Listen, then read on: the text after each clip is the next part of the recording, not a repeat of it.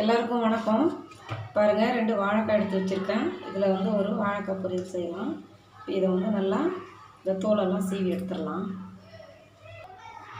பாருங்கள், நல்லா இந்த மாதிரி எடுத்துடலாம்.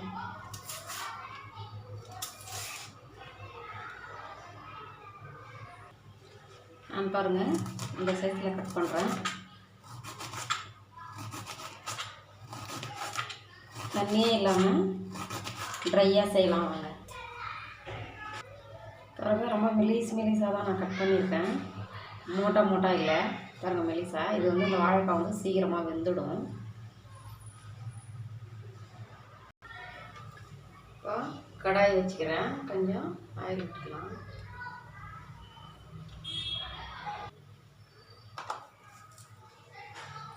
கடுகு உளுத்தம் பருப்பு. இந்த சோம்பு வந்து ஆப்ஷன் தாங்க, நீங்கள் வேணும்னா போட்டுக்கோங்க, வேணான்னா ஸ்டாப் பண்ணிக்கோங்க. சோம்பு போடுறோம் பாருங்கள்.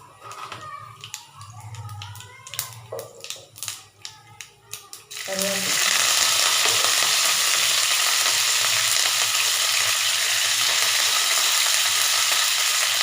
மறக்காம பூண்டு போட்டுக்கோங்க.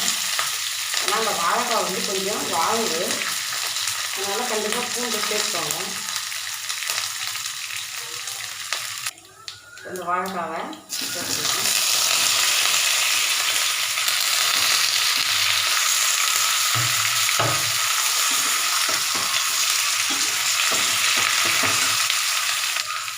மீடியம் ஃப்ளேமில் வச்சுக்கோங்க. ஆனால் தண்ணி ஊற்ற போகிறது கிடையாது, ட்ரையாக தான் சேர்த்துக்கோங்க.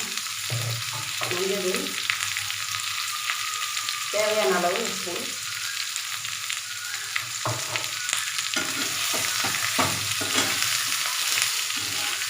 மீடியம் ஃப்ளேமில் வச்சுட்டு ஒரு 2 நிமிஷத்துக்கு வாட்டி இங்கே கிளறி விடுங்க. பாருங்கள், நல்லா ஃப்ரை ஆகிடுச்சு. கொஞ்சம் கலருக்காக காஷ்மீர் சில்லி போட்டுக்கலாம்.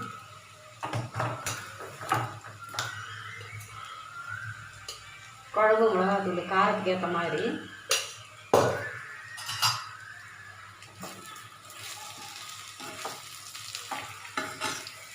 தண்ணியே ஊற்றலைங்க, ரொம்ப ட்ரையாக செய்யலாம், நல்லா வாசனையாக இருக்கும். இதை வந்து ரொம்ப குயிக்காக ஒரு 10 நிமிஷத்துலேயே செஞ்சிடலாங்க. இந்த வாழைக்காய் பொரியல் அவ்வளோதான், முடிஞ்சது.